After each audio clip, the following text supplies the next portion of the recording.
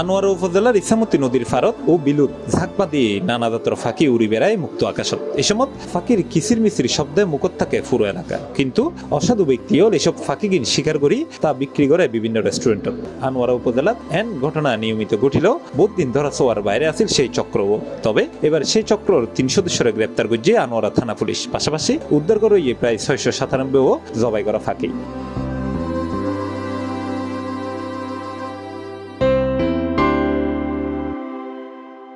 মঙ্গলবার মার্চের 7 তারিখ সন্ধ্যায় উপজেলা পরিষদ গেট এলাকাত একটা সিএনজি চালিত অটোরিকশার তুন ফাঁকি সহ তারারে গ্রেপ্তার করা হয়। গ্রেপ্তারকৃত 3 জন হল মোহাম্মদ শহীদুল আলম, মোহাম্মদ ইদ্রিস ও মোহাম্মদ সোহেল। তারা চট্টগ্রামের ফটিয়া উপজেলার সুবনদুন্ডি ইউনিয়নের বাসিন্দা। তারার হাসতুন তাহা 3 বস্তাতুন জবাই করা 135 শালিক, 422 চড়ুই ফাঁকি ও 140 বাবুই ফাঁকি উদ্ধার করা হয়।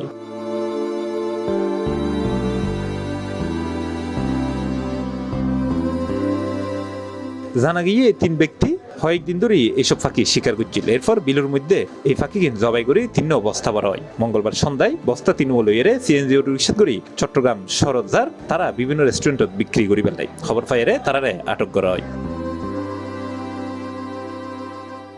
এ বিষয়ে আনোয়ারা থানার অফিসার ইনচার্জ মোহাম্মদ মনির হোসেন মুঠোফোনে C+রে জানায়, গতকালকে ইসাখালী নদীর পাশে কোনপুরা বিল যেটা, সেখান থেকে কিছু দুষ্কৃতিকারী অনেকগুলো পাখি শিকার করে নিয়ে যাচ্ছিল।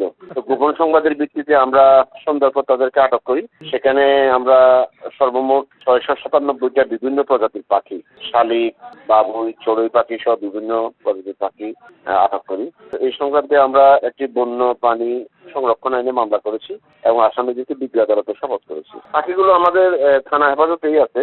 এগুলো করার জন্য আমরা ডিগ্রি আদালতে আবেদন করেছি। আবেদন প্রাপ্তি সাপেক্ষে, অনুমোদন প্রাপ্তি সাপেক্ষে এগুলোকে মাটির চাপা দেওয়া হবে। C+ TV, Chittagong.